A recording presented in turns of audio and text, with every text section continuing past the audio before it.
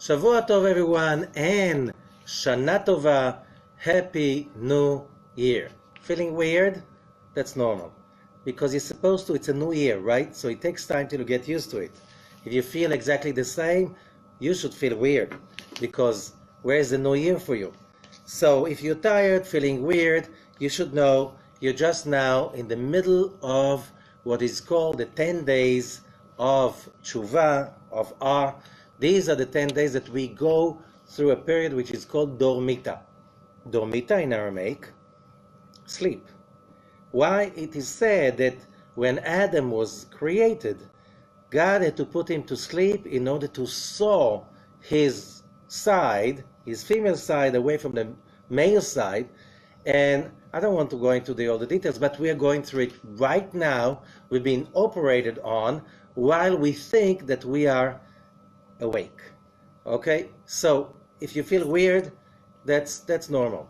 You're supposed to feel weird because it's a new year, you're under operation, you've been being operated under, and you're going through a procedure that allows you to start again, all of us, to start all over again. Now, you can be busy feeling weird, or you can just be busy feeling new. New? What kind of new do you want? I'll give you a story. I just noticed it's a lot of stuff, but it says that on Rosh Hashanah, between Rosh Hashanah and Yom Kippur, most people, they are focused on one thing. Because this is the time that it's being decided for all of mankind. Who's to live, who's to die, who by fire, who by sword, who by plague, and so on and so forth. And also, who's going to be rich, who's going to be poor, who's going to be healthy. So, people are going like with this supermarket list to the synagogue. God, give me this, give me this, give me this, give me this, give me this, and the whole thing. And you forget the most important thing. The most important thing. Because standing there in front of the Creator and His creation, we're just now in the seed for the whole year, which is connected to the beginning of all creation. And we have the opportunity to connect to the real thing, not the grocery list. What I mean grocery list? So, my rabbi used to tell about that guy. He was a prince, which means his mother was a king, his father was a king, his mother was a queen. So he was a very, very, very not well-behaved boy. So meanwhile, when he was a boy, it could be contained in the children area. However, as he grew up, he can close him in the children ward, and he goes around and he talks nonsense. He speaks against his father, the king, is against his mother, the queen. Terrible, terrible, impossible. Finally, there's nothing else you can do. You have to send him away. So the king sent him away for a faraway village under the custody of a farmer with a strict order. The guy has to work morning till night. He has no time to speak about anything to anyone. That's good for him. That's good for the kingdom. Okay, year passed by. And the king feels like, what's happening to my son? What about my son? So he travels to that village. And he goes to that village. He cannot just come to visit his son. So I'm already here. So I'm sitting here as the king, in the center, maybe with the mayor office, whatever. And, I'm here. If anybody has a request, they can come over to me. So the farmer is coming with a list. Too much taxes. Maybe we need a road.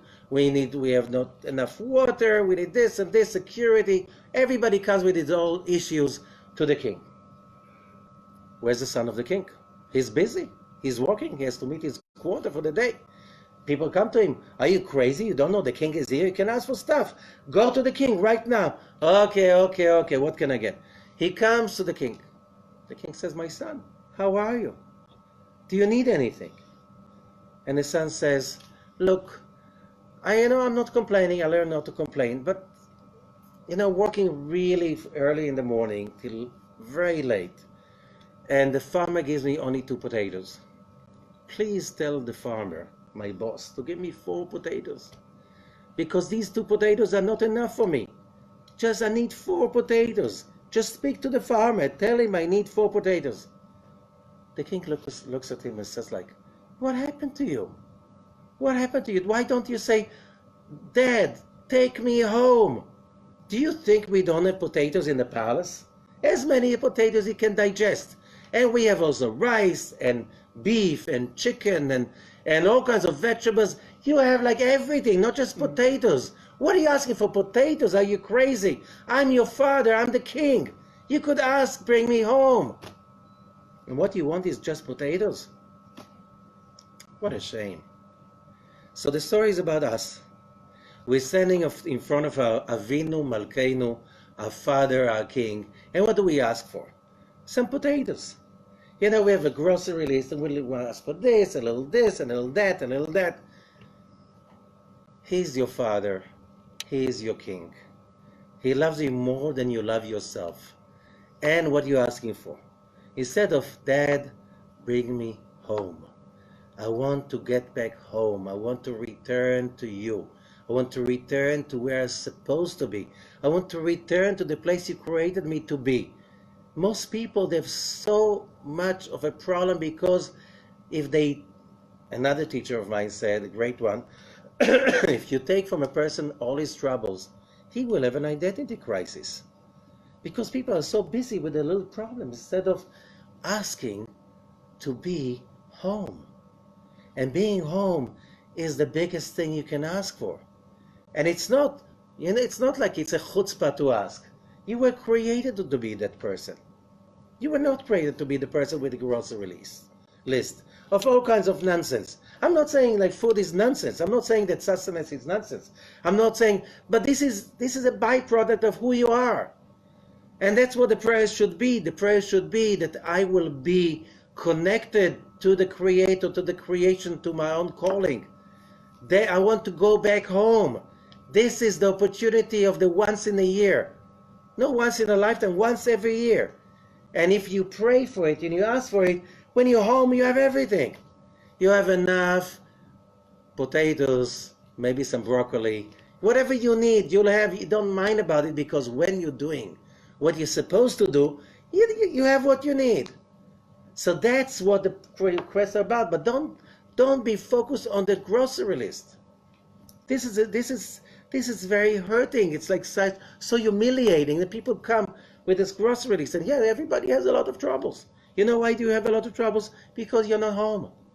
When you're home, everything looks differently. So, how is that connected to Parashat Ha'azinu? Okay, what is Ha'azinu? There are a few meanings to the word Ha'azinu, the name of the parasha. First of all, the way it's written, it is Ha'azinu is about listening. And here, Moses is starting his epic song. That is last words almost. And that's a song. And he says it to us in Parashat Vayelech, I'm giving you that song because that song will help you survive the journey you have to go through till you find yourself, till you find God, till you find your connection, till you really find your soul. And he says, Ha'azinu Hashamayim, listen heaven, Va'adabera, and I will talk, V'tishma ha'aretz imrei fi, and the earth will hear what I have to say. So, says the Zohar, the Zohar says, Rabbi Chia Amar, Rabbi Chia said, Ashrei chelko shel Moshe yoter mikol nevi ha'olam. Praiseworthy is Moses more than any prophet of the world. Come and see, Bore. Ne'emar shim'u shamayim v'azini eretz ki Hashem diber. Prophet Isaiah said something very similar. He said, hear earth, hear heaven, not listen. Moses said, listen heaven. Hear heaven, v'azini eretz, and listen earth. Moses said exactly the opposite. Okay? Listen heaven and hear the earth. Ki Hashem diber, because God spoke. Here Moses says, listen heaven, hear the earth, I spoke. I'm going to talk. Wow. ישעיהו, שהיה רחוק יותר מהמלך, Isaiah the prophet, was farther away from the king than Moses. You know, Moses was very close to the king here, but this is the king, right? We're talking about our father, our king, to remind us. He said, hear heaven. Moses, שהיה קרוב יותר למלך, which means Moses was so close to the king, he said, listen heaven.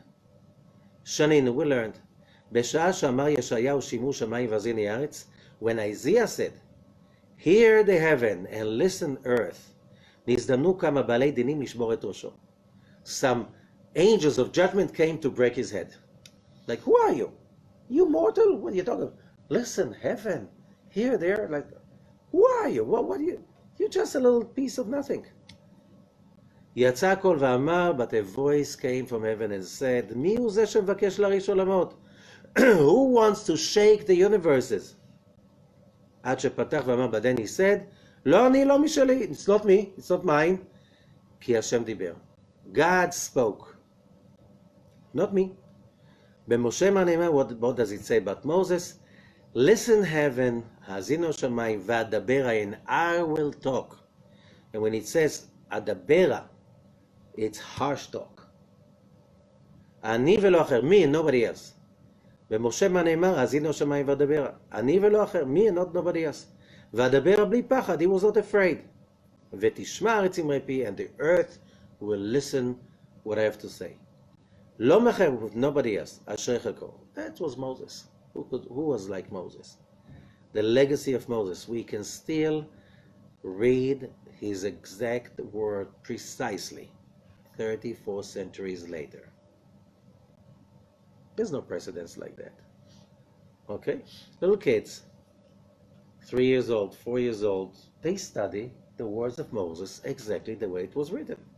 There's no other civilization that 34 centuries later and little kids read the same words, the same writing, like the time didn't pass by. Oh yeah, it's heavy Hebrew. They manage. Okay, they manage. So, let us try to understand what does that mean. So Rabbi Shimon said, בורא, הדור האחרון שיצאו ממצרים, the last generation, the ones who left Egypt, ידעו הכל, they know everything. They were called דור דעה, the age of knowledge. They know everything.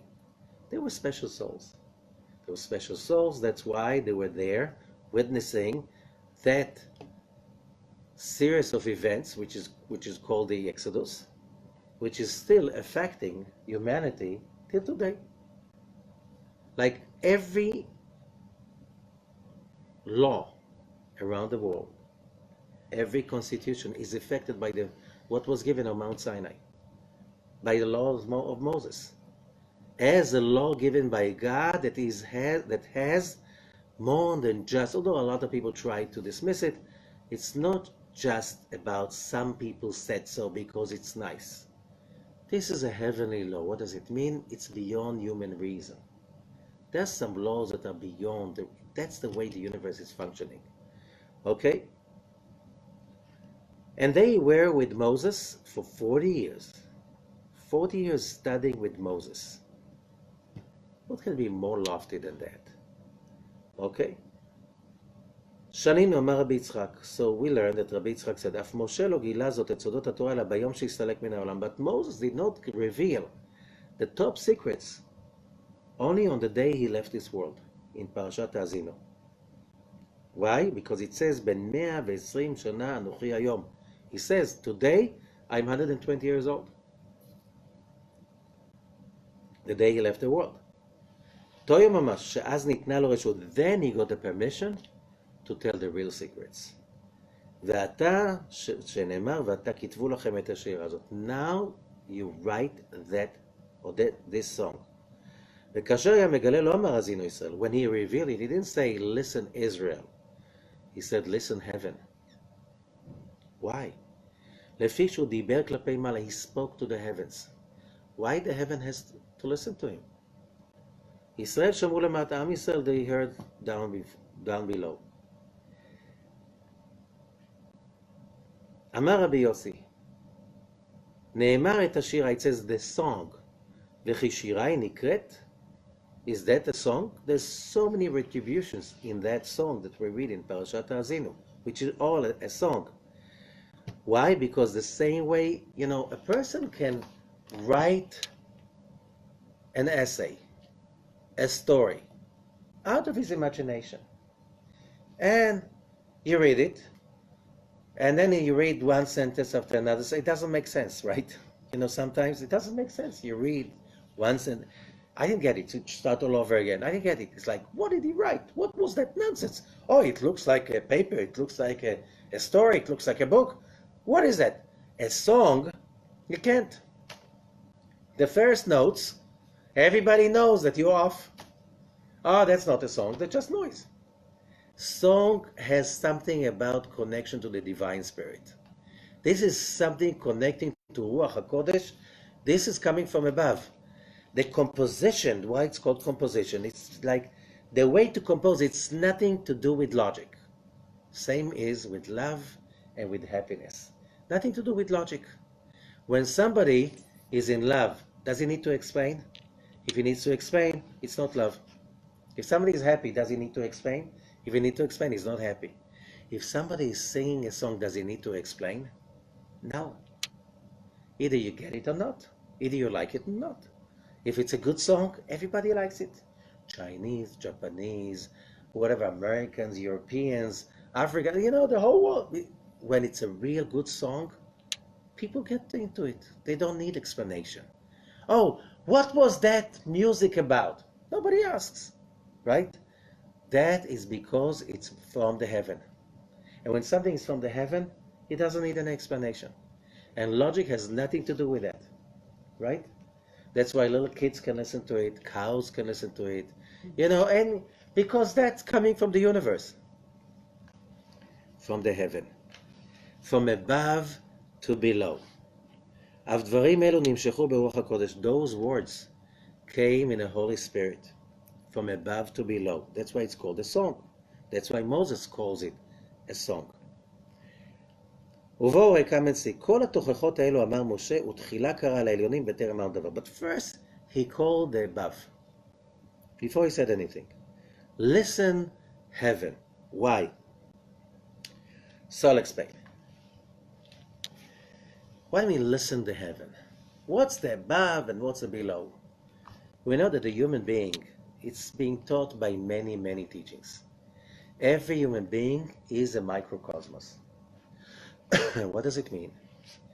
The same way the universe has heaven and earth, above and below, spiritual and physical, a human being also has above and below, high and soul and a body. The soul is derived from the heaven. You cannot weigh the soul, you cannot measure it, not the size, not the width, whatever. The soul does not have any physical measurement and not a physical dimension. The soul is eternal, like the heaven. The body is earthly, is made of earth, and it is limited in time, in power, in scope, everything. The body is very, very limited. As long as we are confined, the soul, within a body, the problem is that the body is our dungeon. That's why in Hebrew, when somebody righteous passes on, it says niftar. Niftar means in Hebrew, got rid of. Finally, he was released. He's released. He went back home. Now, so why are we talking about that? Because there's something special about this parasha, about this month, about this time of the year. What is the time of the year? So the name of the parasha is Ha'azinu, which means listen. Is that only listen? Oh, much more than that. This is always in the time, this parasha is always being read in the month of Tishrei, which is a sign of Libra. How do you say Libra in Hebrew? Moznaim. Now, if you know Hebrew, you know that Hebrew is made of roots and structures. If you want to study Hebrew and you're American, forget it. You never ever try even to compare English to Hebrew because there's nothing to compare. Nothing whatsoever. It's a totally different system. It's built like a computer program. It's not a bunch of words. It's a programming. Everything is made like in a program. You have like in a function you have X, Y, Z. In every Hebrew word almost there is X, Y, Z. These are the roots that everything is based on. If you understand the X, Y, Z, the three letters, source, then you know what's the direction. Now you see what is the structure. That's why you can By instance, in the middle, if you speak Hebrew, in the middle of talking, you can invent a word, and everybody will understand what you said, although nobody ever heard the word before. Why? The moment you know the root and you know the structure, you know what you mean. Everybody knows what you mean. So, if you say ha'azenu, which is a verb, it's a verb, that says, heaven, listen, okay?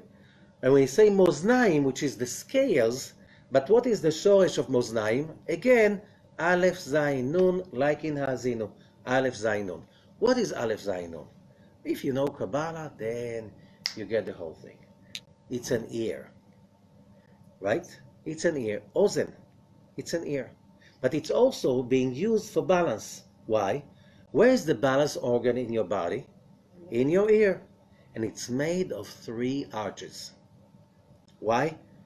Because in order to be balanced, you need 3. And we spoke about it.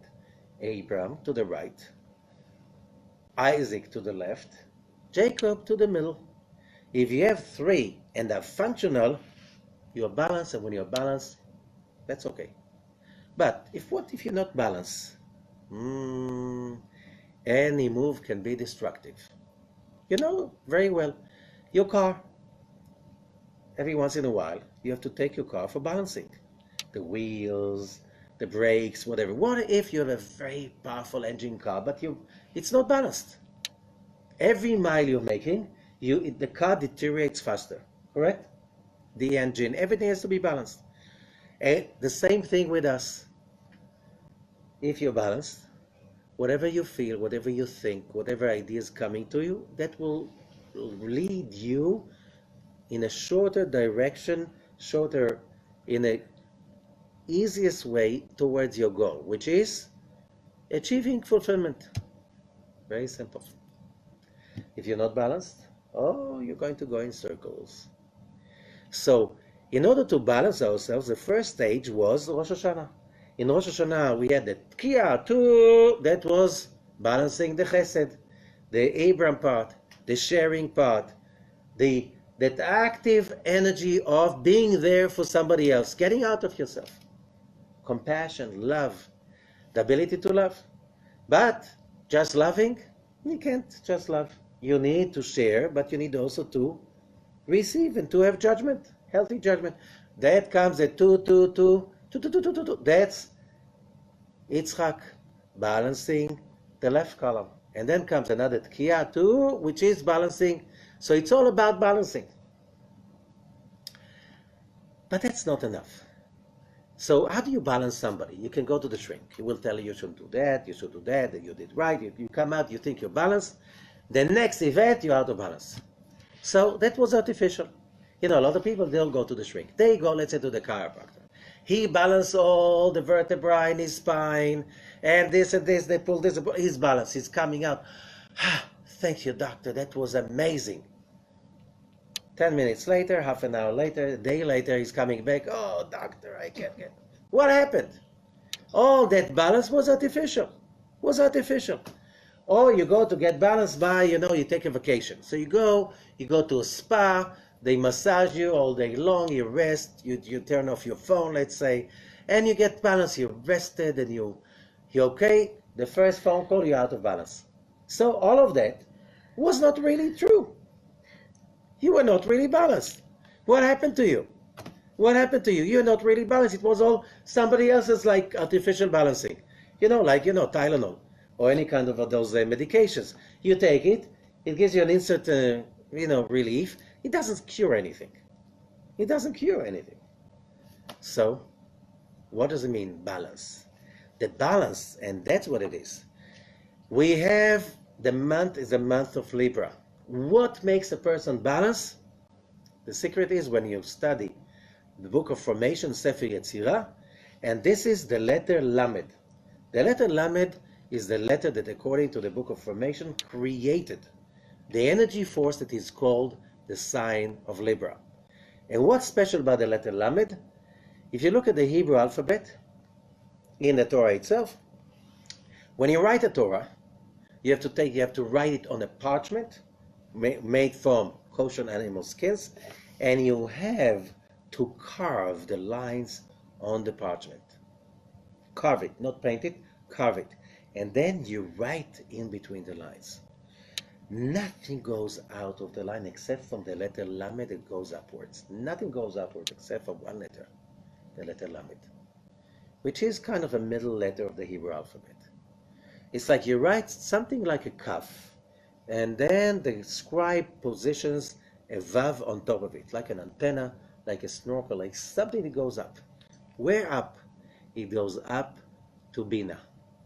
What is Bina? Bina is the energy store of life. Bina is the energy store of life. This is life. And that's why this month is our time to basically dock in and recharge. And you know what happens when your battery is full? Surprise! You're balanced. You're simply balanced. When your soul battery is full, when it is connected because it docked into the Bina. Bina is the upper world, the real upper world, where all life streams into mankind. So we have different levels during this time, but the whole thing is about connecting to the upper world. That's why Ha'azinu Hashamayim. Listen, heaven. Why? The moment we dock in, who is getting first its livelihood? Your soul. And when your soul is strong and fulfilled, your body will follow. That's why it says, and you will hear earth. Who's the earth? Your body. When you keep on feeding your soul, because the soul is what everything depends on. You know, our problem is that we get to forget. We think that the body comes first, and if we have some time, we throw some peanuts for the soul. It doesn't work this way. When the soul is deprived, the body is not balanced. We know very well when we are mentally deprived, then we are susceptible to diseases, mistakes, emotional breakdowns, addictions. Every pain in the earth, on earth comes when the soul is deprived and the body collapses afterwards. When the soul is strong, when the soul is fulfilled, when the soul is balanced because it's full and it's connected, the body will follow. The body will heal itself. You know, even you notice if you have a little wound over here, when you're happy and excited and you're balanced and you don't not, you know, there's not like you're not sensitive to who said that and who that person said that, and you're not insulted from anything. Even the little wounds heal much faster. When you're miserable, full of pity and stuff like this, then even the little wounds, they don't heal that fast. Why? The body is totally dependent on the soul, but he's a crook. He's faking all the time that he's the boss. I'm the boss. I'm here and I'm everything. Soul? There's no soul. It's all chemicals. You know, some people are so deep into this lie, they think there's no soul. It's only chemicals. You know, till there's a problem, what they say, there are no atheists in the foxholes. The moment your life is in danger, suddenly you take, okay, soul, take over. Why? The body knows, without the soul, I'm nothing. I'm nothing. So, first of all, the whole thing about this Parashat Ha'azinu, is about the magical connection of the soul to the heaven, docking into the docking station, which is called Bina. Bina, that's the name of it. Translation? No translation. That's like a song. Do you want to translate the song? You can't translate the song. That's a song. That's called, the tune is called Bina, and another word for it is Ozen Moznaim Ha'azinu. It's all about that.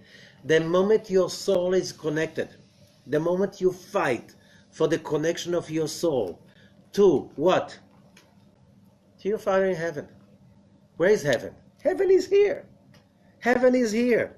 It's just a dimension beyond what your eyes can see, what your brain can figure out, what your ears can hear. So it's not a physical hearing. It's about a connection when This connection is happening. You know it because you're more balanced. How do you know? Very simple. There's a very famous sage that was a Libra, Rabbi Akiva. He was born on Yom Kippur. He passed away on Yom Kippur. A Libra. And what was his main message? Love others as you love yourself. That's a general rule of everything. Because Libra, they're about love. If they're really spiritual, it's about love. If they're not spiritual, it's about like don't make noise. Don't show hate. You can't stand it. It's like they're very, very sensitive. Don't show hate. Everything is like love. Everything should be nice. You speak nice. You hear? You speak nice also. Okay. But I have a problem. Right? Speak nice. Everything should make everything nice. Okay, but I'm talking about the non-spiritual Libra. The real spiritual Libra is about one thing. You have to draw it from above. As we just said it. You have to draw it from above. Because it's not here. It's not here. You cannot see it. You cannot hear it. You cannot figure it logically. If you cannot, it doesn't exist. So tell me about love. Tell me about happiness, right? You cannot see it, you cannot hear it, you cannot understand it, but still, it's the most important things in your life. So what is it? That's called Libra. And you know what? I just happened to hear, Libra in Latin and in English, it is connected to liberty. When you balance, you're free. And by the way, that's what the Zohar says. The Zohar says when you are really connected to the power of Bina. What is Bina? Bina is the 50th gate of holiness. And what does it mean? We are celebrating in a few days Yom Kippur. Now, most people call it Yom Kippur. But in the Torah, there's never Yom Kippur, it's always Yom Kippurim. Why Kippurim? Says Rabbi Zohar, because Kippurim means, in the simple, when you hear Hebrew, Kippurim means plural. What's plural about it? Plural, it's about two universes joining together as one. The upper world and the lower physical world. Once a year, they merge. That's called Yom Kippurim. Why it's plural? Because it's both universes joined together. It's a time, the only time during the year, that everything is getting reversed.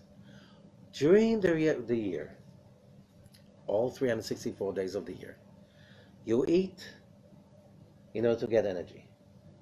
How much does the soul get? Some leftovers. Some spiritual energy, if there is in the food, your soul gets it. You work the whole day, you spend money the whole day, you do a lot. How much time you give to your spirituality? Leftovers. On Yom Kippur, there's a reverse. On Yom Kippur, the body does not eat. The body does not drink. The body does not get to wash. The body becomes kind of a leftover. This is the time to pray and meditate the whole day. The soul nourishes, and the body gets the leftovers. However, the leftovers of the soul is so much more than what the body can get by itself.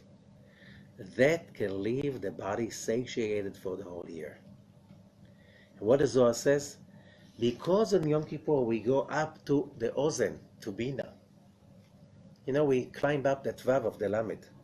We climb up, we just open that source and we climb up to that place. That place that we all dream to be connected to. That place that is called heaven. That place that is called satiation, unconditional love, happiness without any limit. Not just for a short time. Love, unlimited. All of this is Yom Kippur. This is Yom Kippurim. So, Rabbi Zohar is saying, the word Kippurim, it ends with the word Yam. Yam means an ocean, a sea, which is a kind of synonym to Bina. It's also Yam, numerical value is 50. That's a 50th gate. That's Bina. And the Jubilee. What the Jubilee symbolizes? Freedom. Freedom to all people on earth. That's what the Jubilee. It's a Hebrew word, Yovel, but it's the 50th. The 50th year. The 50th year, what they were doing, says the Torah, about the 50th year.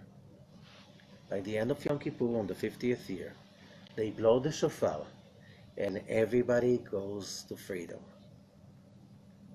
So when is that Jubilee? Every year on Yom Kippur, when we connect to Binah, we have the opportunity to connect to freedom. What is that freedom? The moment a person connects himself to the tree of life, which is Binah, connects himself to tshuva, returning back home, the real home, the place you feel at home. You know, when the place you feel at home has nothing to do with geographical location. It's a connection to the upper world. It's a connection to the world beyond. It's a connection to the world to come. That's a connection to heaven. When you're tapping into that and you're really plugged in, what is that you feel? When you're full of this vibrant energy of life, and somebody comes to you and says something nasty, you just want to hug him. He says, what's going on? What's wrong with you? How can I help you? How can I nourish you? Why are you suffering unnecessarily? Isn't that world beautiful? Full of love and positive energy. That's freedom. Why? Because when you have that power inside, nothing scares you. There's no place for anxiety. There's no place for hate. Where's hate coming from? From fear. Where's fear coming from? Uncertainty. Right? When are you uncertain? When you're empty, when you're weak, when you have you're not sure what's going to be with you tomorrow. Why? Because you know that the right now it's fake. Whatever you have is fake. Then you get afraid. When you have total certainty, there's no fear. When you're totally connected to the light. I told this story a few times, but I'll tell it again. There's a story about the Baal Shem Tov, the founder of the Hasidic movement, 18th century, Ukraine, Eastern Europe. Is like one of the ways to teach, he would just show them case studies happening in front of their eyes. He would just like, get up guys, we have a story to watch. Okay, they get on the wagon and they fly somewhere and then they land by this guy. At that time, many Jews in Ukraine, they made a living by leasing the properties of the big landlords. Ukraine at that time, 18th century, was pretty kind of feudal, and there were landlords who were owning it, and there was usually Jewish people who were like running the business and giving money to the landlord, to the novelty. They come to visit that guy. He lives there in a farm. You see far from here, you see the palace of the whatever novelty you have over there. Okay, the Duke or the Baron, whatever they name it. They come to this guy. The guy says, oh, what an honor. What are you doing here? So we came to study with you. Okay. Tea, coffee, something. Okay, everybody's sitting and studying. An hour later, a big guy, looks like a farmer, comes and he knocks 3 times on the deck where they're sitting. Everybody gets scared. What's that? He says nothing. He goes away. They ask the guy, the host, what is that? He says, oh, once a year I have to pay the landlord the money, the lease money for the whole year. And that's a sign that in 3 hours I have to come there and face him with the money. So the guy said, why don't you go right now, give the money, come back, we can all celebrate. He says, I don't have the money. Mm-hmm. But you don't look like you don't like you're in trouble. He says, I trust the Creator. I did whatever I could. There's no money. God will never throw me to the dogs. That time the feudals were very nasty, like Europe in the Dark Ages. And if a Jewish family did not pay the leasing money, they would be thrown into a physical pit, till somebody collected money and gave what they owed to the landlord. And some of them just simply died, perished in the pit. That was really dangerous. You couldn't just go to court, whatever. He was the landlord was, he was the judge, he was the king, he was the police, he was everything. There's nothing you can. So they were like, what's going on? Okay. So that goes on. An hour later, the guy knocks 2 times. An hour later, the guy knocks 1 time. Then an hour later, the horse goes. He puts his nice coat and he goes. And they're like, how are you going? You have no money on you. And the guy says, I trust God. He will never throw me to the dogs. So they're all watching them nervous. And he walks half the way to the house of that the landlord. They see a carriage driving fast with horses, stops by that guy. There's a discussion. Then the carriage one goes on, makes a U-turn, coming back. They do something, talk again, something, and then the guy comes back. The carriage is coming home. They ask the guy, like, what happened? And our guy goes to the landlord. He said, look, I'm a merchant. And I usually every year I come to this guy and buy the crops of the next year of wheat, barley, and all kinds of other stuff, potatoes, and so on. And I just came today to buy the crops of the next year. He gave me an amount. I didn't like it. It felt too high. So I said, oh, no deal. And I went on. And he said, okay, bye. Have a great day. And I went on going. And then I said to myself, this guy is honest. His produce is always high quality. I get very good prices. Thinking again about it, he was not exaggerating. That's a sum. And he's always prompt. I never had complaints about his produce. Why I didn't pay him? So I went back and I paid him the money cash. He wanted cash just that amount. And he said, I have to go. I'll come back. Come and wait on the porch. We'll sign the deal when I come back. So the Baal Shem Tov say, you see? You see what happened? This guy had such trust. He had no fear. He just knew that whoever provides will provide. And that's how he drew from above that certainty that you saw. We were sitting with him and he was not nervous even. He had total emunah, total trust that he is home, he is the son of the king, and his father king will never throw him to the pit. And therefore, even when the guy came and offered him less the amount, so our guy said, I can't come to the landlord with less the amount, so he's not sent from God. Somebody else will come give him the money. Because I need that amount. He gave me like 80%. That's not him. That was a test. Okay, bye-bye. But then he came back when he agreed to the amount. Oh, now I can make a deal with you. Because that is the money I need.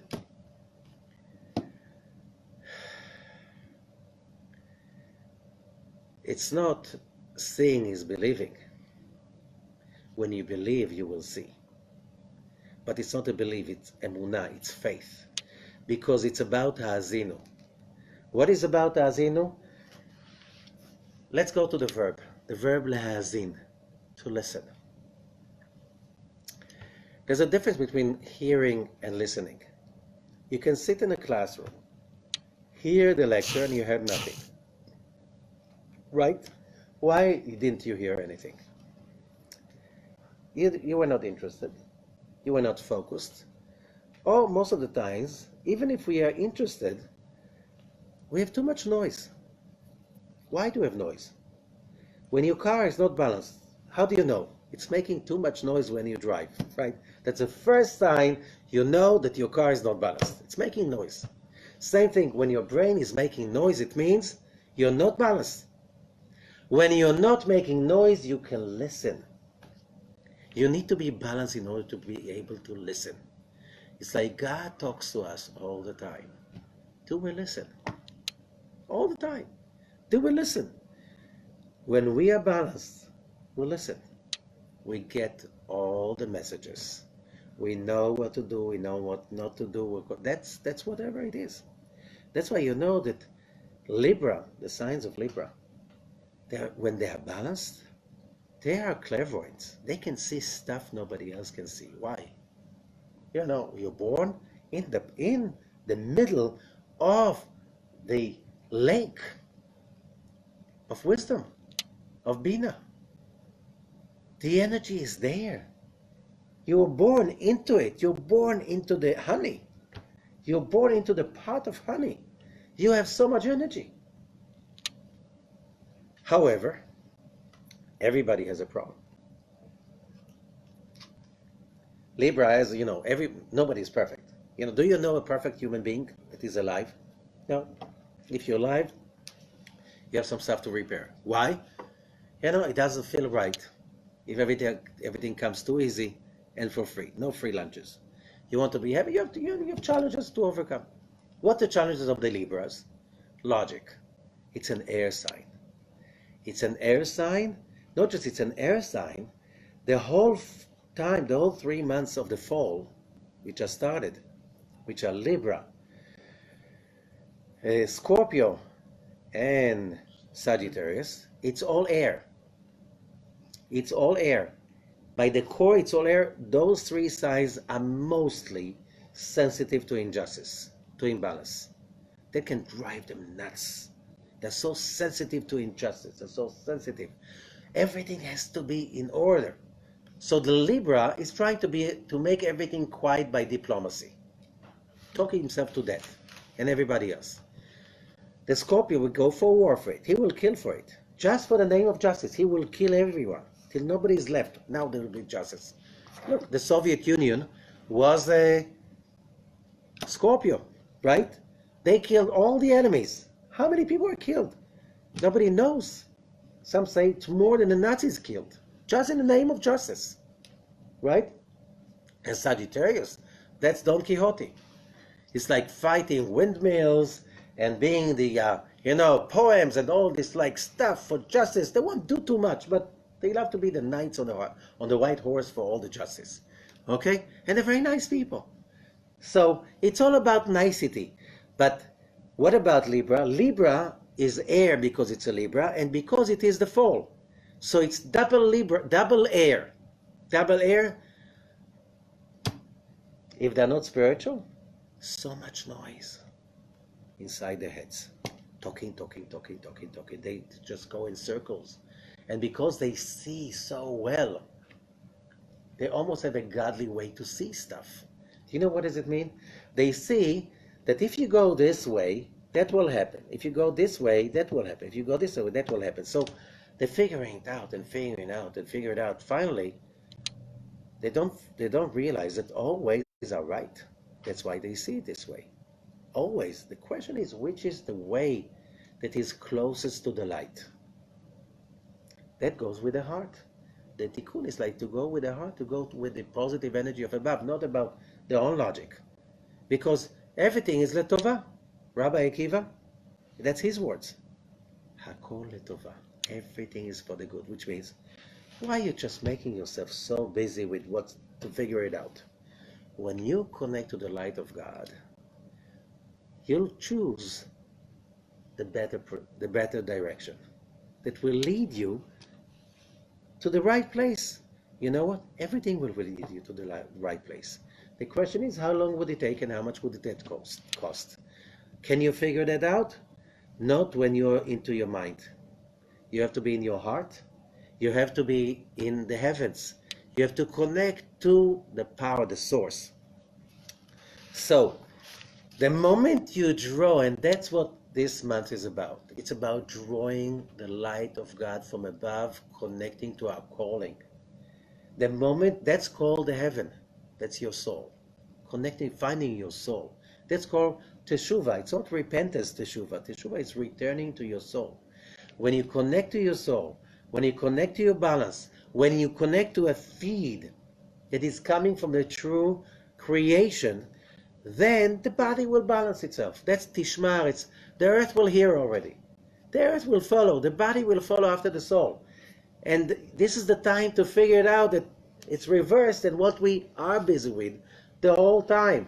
And especially on Yom Kippur, which is a special day in which we are being lifted up to the upper world, to the ocean or to the sea of life. Not just the tree of life, the sea of life. That's Yam of Yom Kippurim. In the Kippur, you have also Kafvav, which is 26.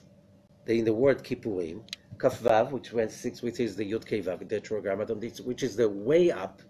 And Peiresh, what's left is Peiresh Par, which speaks about the judgments. You know, Manspach, the 5 final letters.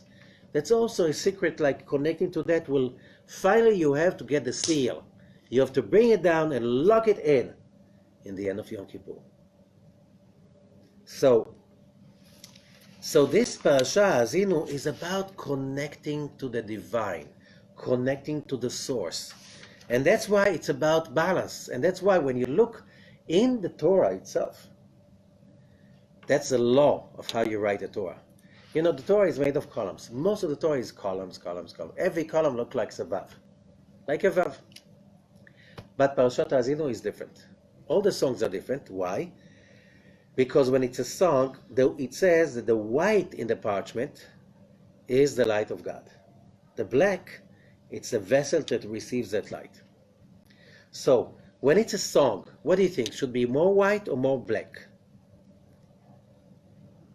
When there's a song, there's more light or more vessel? More light. More light. That's why, how do you know it's a song? Like the song of the Red Sea. There's more light, there's more spaces in between the words, and you see a lot of spaces, you see a lot of white and less letters. Mm-hmm.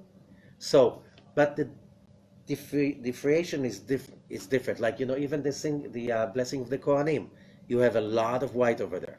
Now, when it comes to Ha'azinu, it has to start, that column has to start with the word Ve'a'ida, which is part of Parashat Vayelech. It gives you like few lines at the top, and then when Parashat Ha'azinu starts, it's written as like 2 opposite columns. So what do you get? You have 1 top line and 2 lines on the right. What do you have? 3 lines, right, left, and center. In the next page, what do you have? Now you have 2, so these 2 lines looks like an N, okay? The next page, it looks like a U, because there are 2 columns, and then a few lines at the bottom, full scale lines. So what do you get? You get again 3 columns. So it's like an upper triangle, right, left, and center, and a lower triangle, right, left, and center. And you have that, again, the power of balance. Why what they call the Star of David has 2 triangles? A lot of people think it's a national symbol. No, it's not. It's a metaphysical symbol of a force. What is the force? In order to be balanced, that magical thing tells you, it has to be balanced in the level of the heaven, Ha'azinu Hashamayim, and also in the level of the earth. You know, there is a European saying that says the road to hell is paved with good intentions. You know why? Because it doesn't have good actions. If you have just good intentions, my Rabbi used to say, that's a cosmic robbery. If I had $1 billion, I would give so much charity, but I don't. But meanwhile, I would feel like such a righteous person. If I had $1 billion, I would give so much. If I was the prime minister, I would just give so much to the poor and to the elderly and stuff like this. If I was this, oh, that's good intentions. One, you get to feel good about yourself, but you didn't pay anything about feeling good. So what, you're going to get the bill sometimes. It's called depression. Because you feel high, then you feel bad. The only way you have a good idea, you have a good intention, immediately you have to follow into action. So no, you're not a billionaire, okay? But God gave you some money. God gave you hands and legs and mouth and ears, and you have more than others. Use what you've got to help people who have less than you have. In that moment, that's where you manifest. That's why you need 2 triangles. One triangle is to have a balanced, beautiful, positive energy up in the upper heaven. But for the earth, you need another triangle. When you superimpose one triangle over the other, you get the most stable structure in the world, the hexagon, right? And that what gives you the road to heaven. Because you're already connected heaven and earth, the upper and the lower, the soul and the body, the consciousness and the actions. When you really commit to that, you have a good idea, do something about it. You cannot do something about it, don't dwell on it. You're wasting your time. Because the road to hell, you should have good intentions that you can manifest with good actions. You know, in many religions, it's very important what the creed of the belief is. For Jews, it doesn't matter. Nobody asks you, what's your creed, what your belief is. Why? You know, they assume you know. The question is, what do you do with it? Are you acting upon it, or you're bluff? That's what's important. Nobody asks you for your beliefs. Why? You come to the synagogue, you're part of the community, you probably read the Torah, and you know what's written over there. Now, what are you doing about it? That's what's important. Oh, you can declare, I believe in that, I believe in that. It doesn't care. Nobody cares about it. Why? If you don't follow into action, if you don't have the two triangles, it's not sealed. It's not balanced. And it doesn't last. It's fake. You want to have a real life. You have to work on cleaning your thoughts, listen to heaven, and cleaning your acts. And here, O earth. Then, when you combine the heaven and the earth, which the peak is on Yom Kippur, the energy flows through, and you'll have the ability, when you need, you'll have the money, you have the power, you have the right person on the right time to tell you the right thing, exactly when you need it. Everything will follow, because you know everything goes as scheduled. Nobody told me the schedule, but I know there's a schedule. I just have to follow the act. How? Just whenever, whatever, that's what it says. King Solomon said, Kol ma shebiyadcha la'asot bekochacha aseh. Whatever comes at your way to do, you have the power to do it. God never gives, how do you call it, nuts to toothless people, right? Whatever you got, you have the teeth for that. You have the muscles for it. You have the ability for it. You just have to draw the heaven in by saying, I have to do it. Why? Because we have to do it, because that has to be done. And you'll get, if it's at the doctor, the patient comes in front of him, and you look at the patient, it's like, I don't know. I have no idea what to do with him. Who asked you? If you are a physician, you're supposed to pray, says the Zohar. You're supposed to pray. You know what? You'll pray. Suddenly you remember, wow, 10 years ago I read this article that reminds me. I'll call that doctor. Oh yeah, we're just working on it. That's how magic works. When you understand that everything is about connecting the heaven and the earth, connecting the upper triangle and the lower triangle, connecting what you think and what you do, that you are mouth and heart in the same place. That is what this month is about. That's why this parasha is about. It's about life supposed to be a song. You know, when you sing a song and you really work on it, everybody listens to your song and look at you singing and says like, wow, I want to join. But when you just talk and talk and talk and talk, how many people have patience for that? It's all about singing. It's all about singing. Life is a song. So we can go into it for more, but there's two very important additional things. So, of course, Moses is giving us on the head very well. It's like, you guys, it's like he's giving, but it's a song. And in a song that is done with love, sometimes you need to beat your son a little bit if you love him in order to give him the boundaries. And Moses is saying, you guys, I'm giving you that song so you will survive all the trials and tribulations you have to go through. I see you have to go through it. And that will be your guarantee that you'll come back home, finally.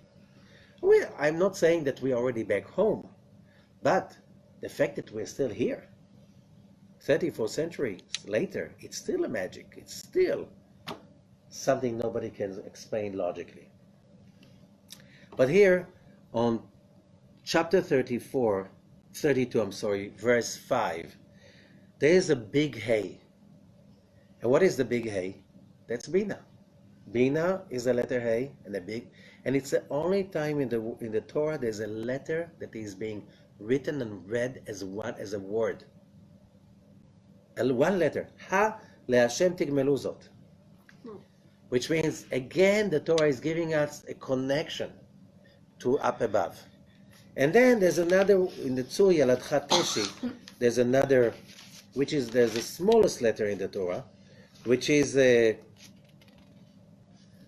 verse 18. The small Yud, which is about, if you want a lot of light to come in, you have to put your ego a little bit small. And the only way, says Rabbi Ashlag, you can receive everything is by being nothing.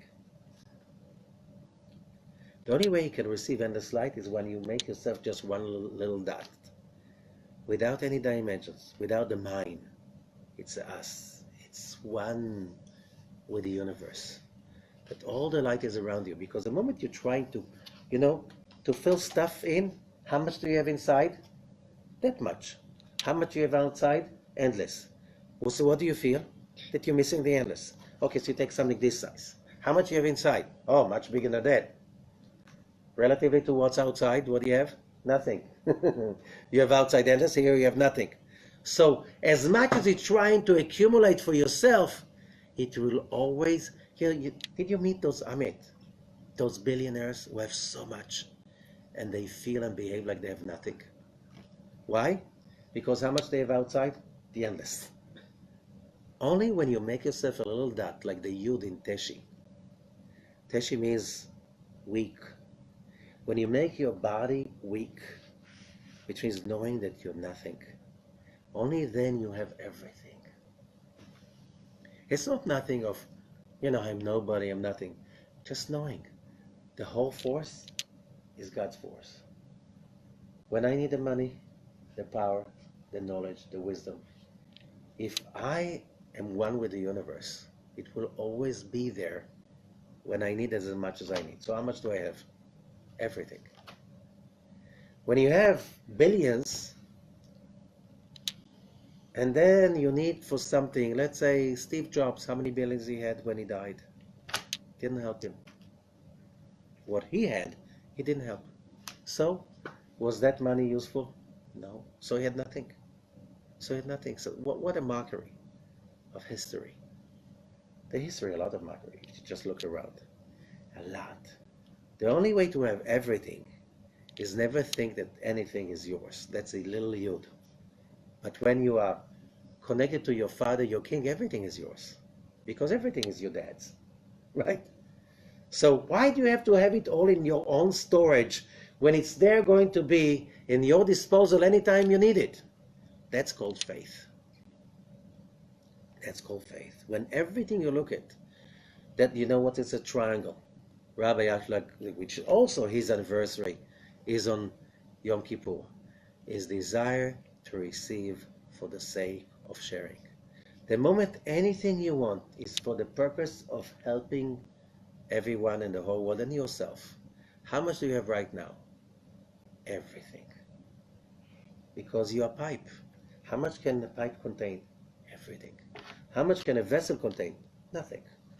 Doesn't matter. It can be a vessel the size of doesn't matter. It's still relatively nothing to the endless. And if you're not connected to the endless, you have nothing.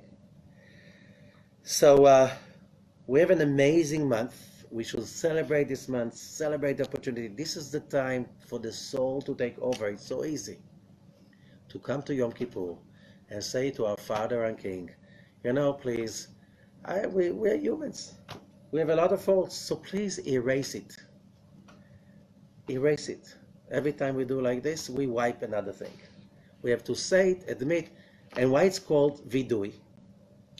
Vidu means confirmation, not confession. Confession, we're not Catholics. Okay? We are Jewish, and Jewish means we confirm that was part of us, but it's not anymore. So we take our right hand chesed, and we wipe. One after another. I know I have it, now I'm wiping away. Why? Because you God, our Father, our King. You want so much to purify yourself. You are sitting in the pool and you're washing yourself. The Yom Kippur is the Yam.